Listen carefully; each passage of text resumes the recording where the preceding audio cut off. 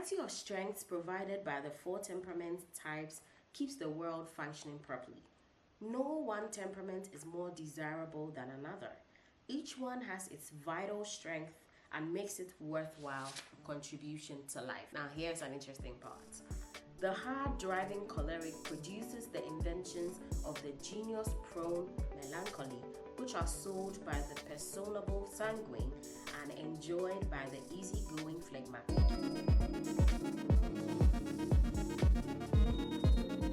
Now let's move on to the third major temperament, which is melancholy. We're about to go through their strengths. Again, leave in the comments if you think or you believe that based on the strengths I'm about to read about melancholy, you are a melancholic. Or if you know anybody who is a melancholic, please leave their names in the comment section. Let's move on to the strengths of the melancholy. The strength of the melancholy is sensitive. Melancholies have by far the richest and most sensitive nature of all the temperaments. Usually, they have high IQs and are quite creative and naturally gifted.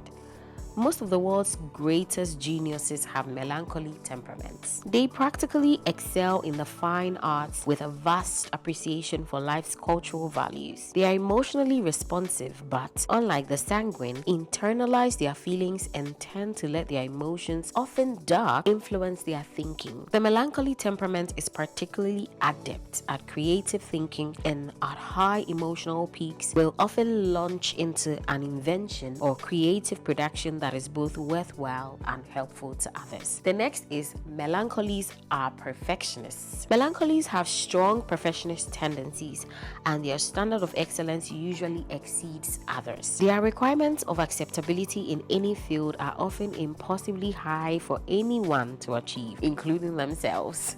They tend to relive past events and decisions, thinking how much better they would do if only given another opportunity. The analytical abilities of the melancholy combined with their perfectionist tendencies make them hounds for detail. Whenever a project is suggested by a choleric or a sanguine temperament, the melancholy can analyze it in a few moments and pick out every potential problem. They often appear to be against things because of their constant reference to potential problems, but to them, that is just being realistic. Their next strength is faithful friend. Those blessed with the melancholy temperament do not have to strive to be faithful. With them, it is a natural impulse. Melancholies usually do not attract a large number of friends, but they will keep those they attract and will literally lay down their lives for their friends. Finally, self-sacrificing. Melancholies can always be depended upon to finish a job in the prescribed time or carry their end of the load. They rarely seek to be in the limelight, but prefer to do the behind-the-scenes tasks of life. They often choose a very sacrificial vocation and are frequently driven by a desire to give themselves to the betterment of mankind. Melancholies have the wonderful capacity of knowing their limitations and rarely take on more than they can do.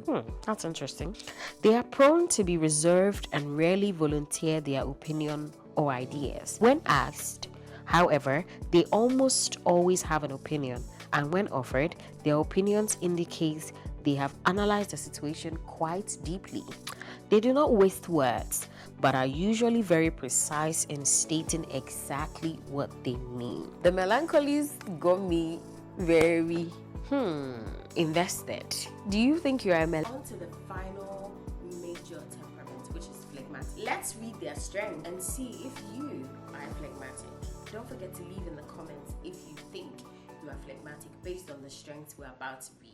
Let's get into it. The phlegmatic. The first strength of the phlegmatic is witty. Phlegmatics have an unexcited good humor that keeps them from being intensely involved with life. They can often see humor in the most mundane experiences. Their dry sense of humor evokes peals of laughter from others. They seem to have a superb inborn sense of timing in the art of humor and stimulating imagination. Unlike the sanguine, they don't tell an endless string of old jokes. Instead, they just say funny things. Most stand-up comics are phlegmatics. That's interesting. Their second strength is dependable. Phlegmatics are dependability personified, always cheerful and good-natured. They also can be depended upon to fulfill their obligations and time schedules. They always do what is expected or the proper thing. Like melancholies, they are faithful friends. Although they do not get too involved with others, they rarely are disloyal. Phlegmatics are highly qualified by nature to be good counselors. Their slow, easygoing manners makes it easy for them to listen. They also have the ability to keep from identifying themselves with the person or injecting themselves into the depression and are usually very objective. They do not blurt out advice but give thoughtful counsel worth hearing. The third strength of phlegmatics is efficient. Phlegmatics are also practical, efficient, and well organized, conserving their own energy by thinking and planning. They develop the capabilities early to analyze a situation before becoming involved. Since they are not emotionally stimulated to make sudden decisions, they find the practical way to accomplish an objective with the least amount of effort. They work well under pressure. In fact, they often do their best work under circumstances that would cause other temperaments to crack. That's interesting. Their work always bears the hallmark of neatness and efficiency. Although they are not perfectionists, they do have high standards of accuracy and precision. The neatness of their desktop in the midst of a great project is always a source of amazement to the more active temp. They have found that putting everything in its exact spot is much easier and less time consuming in the long run. Even as children, they like neatness and order. Now, these are the strengths of the 4 major temperaments. So like you've seen, if you've watched the first part and this part, you realize that you're either sanguine, choleric, melancholy, or phlegmatic. Now leave in the comments which believe is your temperament.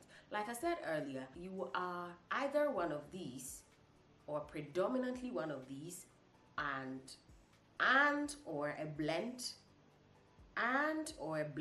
of any of these 4, if you get what I mean. Let's share a summary of all these strengths, shall we? The variety of strengths provided by the 4 temperament types keeps the world functioning properly. No one temperament is more desirable than another. Each one has its vital strength and makes it worthwhile contribution to life. Someone facetiously pointed out this sequence of events involving the 4 temperaments. Now here's an interesting part. The hard-driving choleric produces the inventions of the genius-prone melancholy, which are sold by the personable sanguine and enjoyed by the easygoing phlegmatic. The strengths of the 4 temperaments make each of them attractive, and we can be grateful that we all possess some of these strengths. But there is more to the story. Many people have determined their basic temperaments based on their strengths presented here. They have changed their minds when confronted with their unpleasant weaknesses presented in the next chapter. A rule of thumb is this: when you determine your temperament on the basis of your strengths, don't change your mind when we get to your weaknesses. That may indicate a reluctance to be objective and honest with yourself. Strengths carry corresponding weaknesses, so face them realistically, then let God do something to change them. Now, I think you get where I'm going at. Like I said earlier, one of the ways to be a better version of yourself is to actually know what temperament you are. Know the strengths that come with your temperament and the weaknesses, and ask God to help you overcome the weaknesses. Now, I would recommend that you read this book. This is where I got everything I shared with you. And this is such a great and underrated book. So if you're a reader or not, I recommend Spirit Controlled Temperament by TEMPERAMENTS for you. It is very affordable. No matter where you're watching from, because it's a bestseller, it is almost accessible everywhere in the world. I believe. So please get this book and read it and let me know what you find out.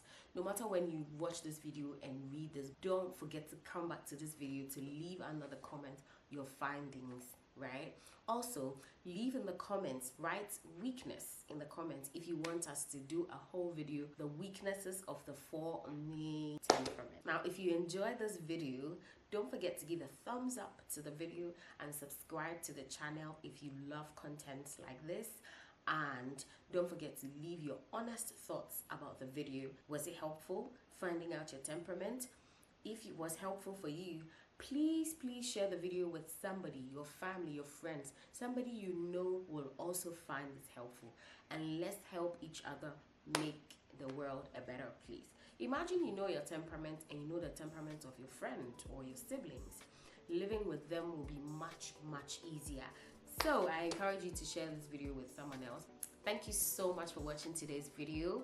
My name is Joycey. If this is your first time, my name is Joycey, and this has been Evolve with Joycey.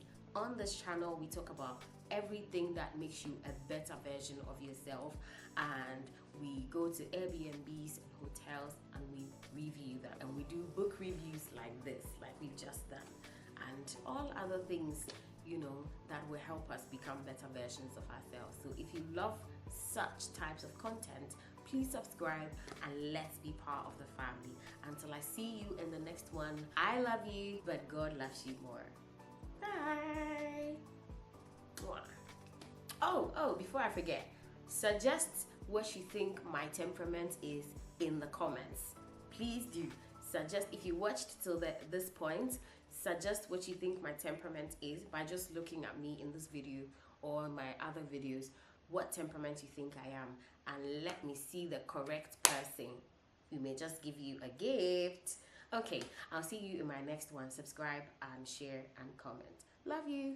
Bye. Mwah.